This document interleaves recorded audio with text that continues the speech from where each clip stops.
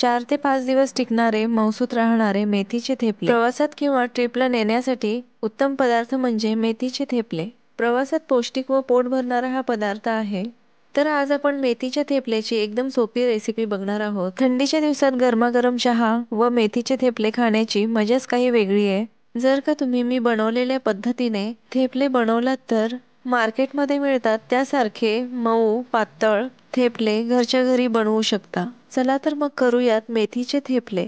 सुरुवातीला भाजी तोडून स्वच्छ धुवून घ्यायची. जर का तुम्हाला थेपले पातळ हवे असेल तर मेथीची फक्त पानच घ्यायची. देठ घेतली की थेपले पातळ लाटता येणार नाही. आता ही मेथी स्वच्छ धुवून कापून घ्यायची. या पानांना बारीक कापून घ्यायचं. मी इथे 2 जुडी मेथी घेतलेली आहे. तुमच्या इथे किती मेंबर आहे त्या प्रमाणात तुम्ही मेथी घेऊ शकता. यासाठी प्रॉपर प्रमाणाची आवश्यकता नसते. कुठलाही पदार्थ तुम्ही आवडीप्रमाणे कमी जास्त करू शकता. आता ही सगळी भाजी कापून आपली झालेली आहे. या भाजीला आता परातीत किंवा टोपलीमध्ये काढून घेऊ व त्यामध्ये मी इथे घालणार आहे अर्धी वाटी तीळ, 1 वाटी कोथिंबीर बारीक चिरलेलं व यामध्ये थोडंसं हिंग घालायचं, थोडीशी हळद व चवीप्रमाणे मीठ घालायचंय, थोडंसं ओवा, लाल तिखट आवडीप्रमाणे व 1 मोठा चमचा पिठी साखर.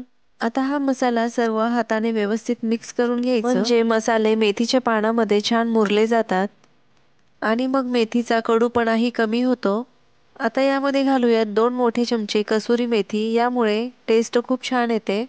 आता यामध्येच घालूयात तांदळाचं पीठ अर्धी वाटी आणि बेसन अर्धी वाटी आणि त्यातच घालूयात अर्धी वाटी तेल. आता यामध्येच थोडं थोडं गव्हाचं पीठ घालून मळून घ्यायचं. वाटीने जर बघितलं तर प्रमाण मला 6 वाटी पीठ इथे लागलेलं. आता यामध्येच आपण हिरवी मिरची व आलं मिक्सरमधून बारीक वाटून यामध्ये मिक्स करणार आहोत. ही आलं मिरची वाटताना आपण यामध्ये थोडंसं पाणी मिक्स करायचंय. त्यामुळेच आलं व मिरचीची फाईन पेस्ट बनते आणि मग थेपले लाटताना प्रॉब्लेम येत नाही. मी यामध्ये लसूण घातलेलं नाही. तुम्हाला जर आवडत असेल तर तुम्ही घालू शकता. आता याला मळून छान एकजीव करून घ्यायचं. हे मळण्यासाठी मला पाण्याची आवश्यकता लागली नाही. तुम्हाला जर वाटत असेल तर थोडंसं पाणी तुम्ही ऍड करू शकता. आपल्याला हे पीठ घट्टच मळायचं आहे. यामुळे थेपले लाटताना छान पातळ लाटल्या जातात. पीठ मळल्यानंतर साधारण 15 मिनिटं आपण याला झाकून ठेवायचं आहे. यामुळे पीठ छान मऊ होतं. आता आपण पुरी बनवतो त्याचे एवढे साधारण गोळे बनवून घेऊ. आता आपण याचे थेपले लाटून घेऊयात. थेपले किंवा पराठे लाटताना शक्यतो तांदळाच्याच पिठाचा वापर करायचा. त्यामुळे हे थेपले पटपट लाटल्या जातात. हे थेपले लाटताना एकाच वेळी 4-4 थेपले लाटून नंतर शेकले तरीही चालतात.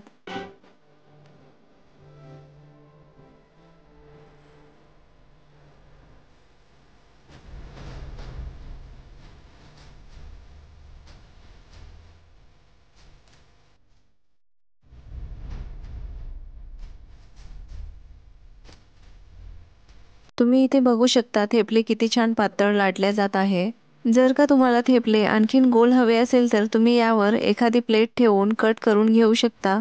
आता इथे थेपले शेकण्यासाठी कुठलाही तवा वापरला तरीही चालतो. इथे मी लोखंडी तवा घेतलेला आहे. एक साइड छान शेकून झाली की दुसरी साइड पलटून घ्यायची व त्याला छान असं तेल लावून घ्यायचंय. या थेपलेसाठी शक्यतो तुम्ही तेलाचाच वापर करा. तूप लावल्याने या थेपल्यांना लवकर वास धरतो व या थेपल्यांना छान शेकून घ्यायचं. जर हे थेपले कच्चे राहिले तर जास्त दिवस टिकत नाहीत.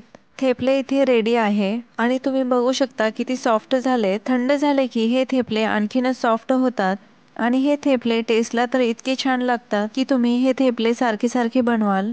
विक्रीसाठी म्हणजेच बिझनेस करणार असेल तरी देखील हे थेपले खूपच उत्तम आहे. याच पद्धतीने तुम्ही थेपले नक्की ट्राय करून बघा. तुम्हाला खूप आवडेल. भेटूया अशाच नवनवीन रेसिपी सोबत. तोपर्यंत धन्यवाद.